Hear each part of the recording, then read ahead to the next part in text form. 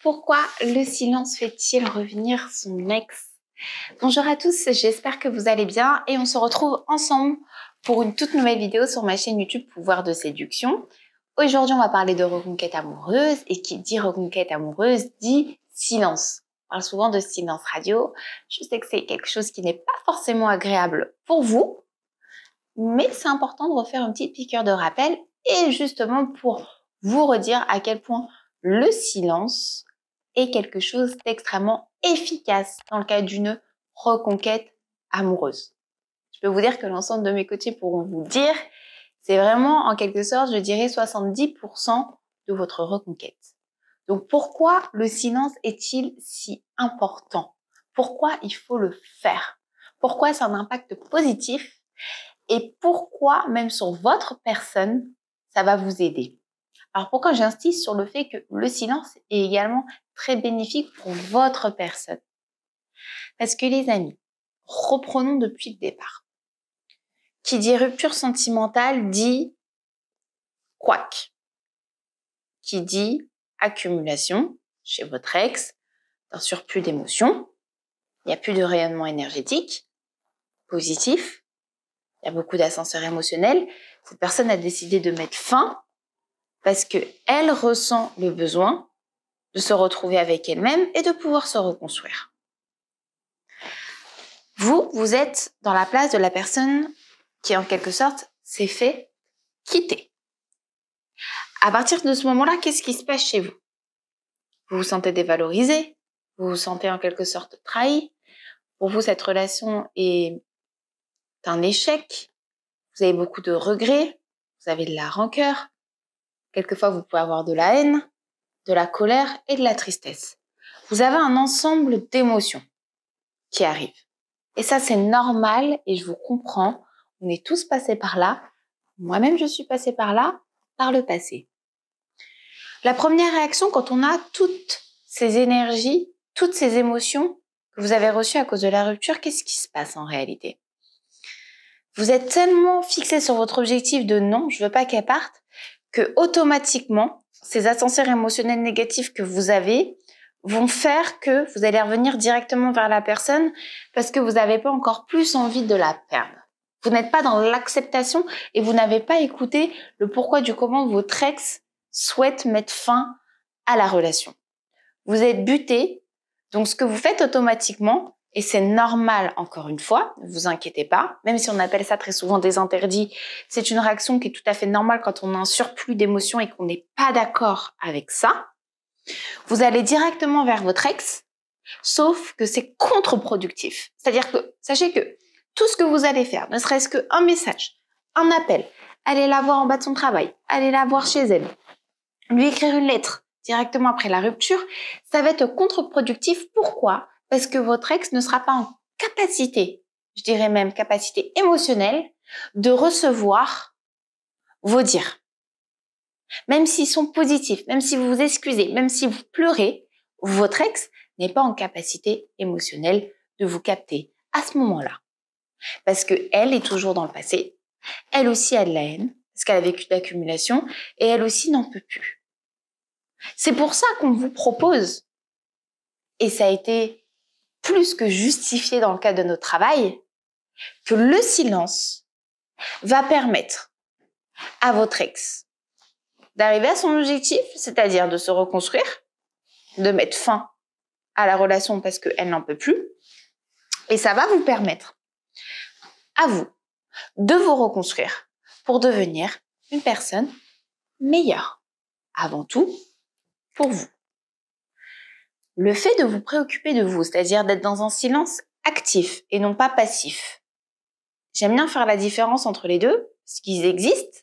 Et c'est bien pour ça qu'à un moment donné, vous faites appel, par exemple, à mon savoir-faire au sein de ma profession, parce que vous effectuez ce silence, mais pas de la bonne manière.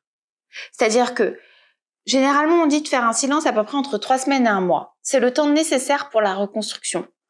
On va dire, pour un début de reconstruction et pour un nouveau lifestyle de vie positif.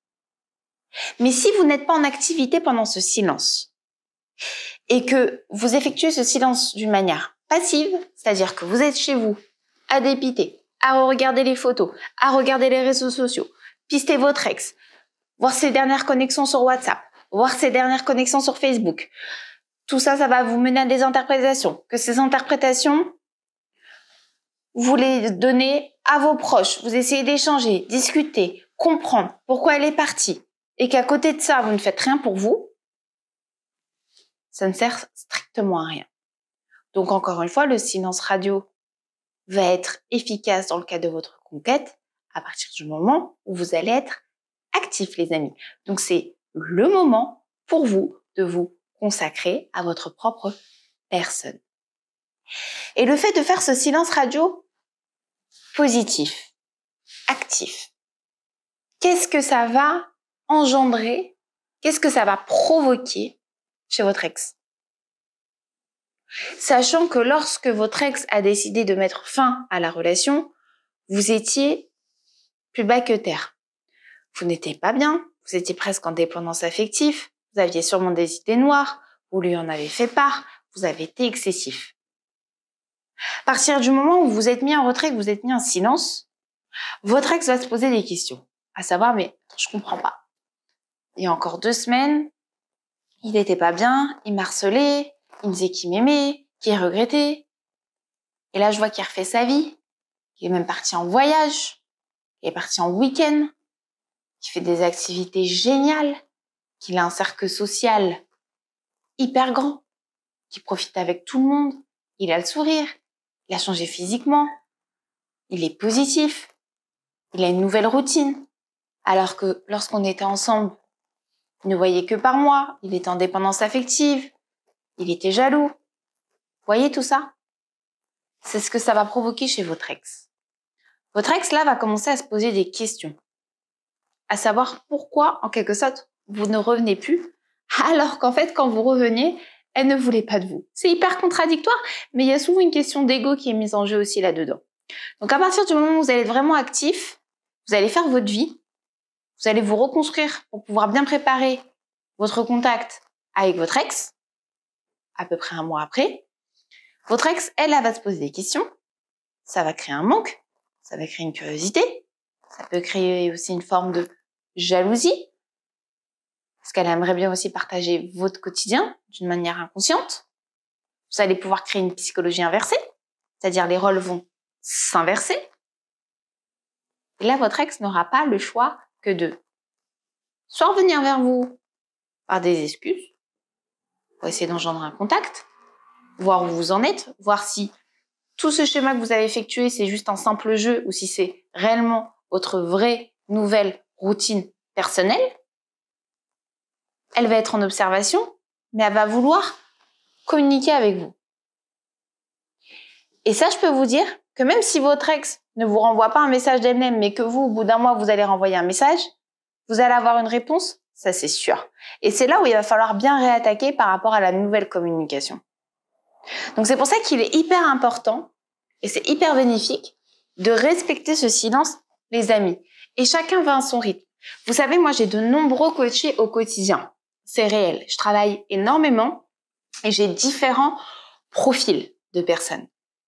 J'ai des personnes qui se sont fait quitter du jour au lendemain. J'ai des personnes qui se sont fait quitter parce qu'ils étaient beaucoup trop en dépendance affective. J'ai des personnes aussi qui se sont fait quitter parce qu'il y a eu beaucoup de jalousie, il y a eu des trahisons, j'ai tout type de profil.